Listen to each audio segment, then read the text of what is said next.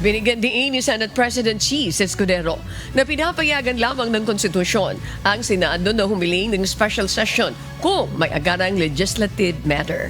Ngunit kahit ipatawag ito ni Pangulong Ferdinand Marcos Jr., duda si Escudero kung magkakaroon ng quorum dahil nasa gitna ng kampanya ang mga mambabatas. Iginiit din niya na susunod ng Senado sa batas sa usapin ng impeachment case, maliban na lamang kung maglalabas ng kautusan ang Korte Suprema.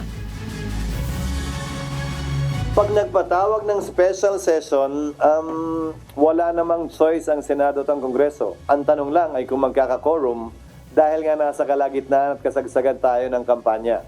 At dahil yung kalendaryo inaprubahan ng matagal na at maliban sa mga nangangampanya, lokal man o nasyonal, so hindi lang re-electionista, ay baka sila iniwala dito. Depende kung kailan papatawag yan.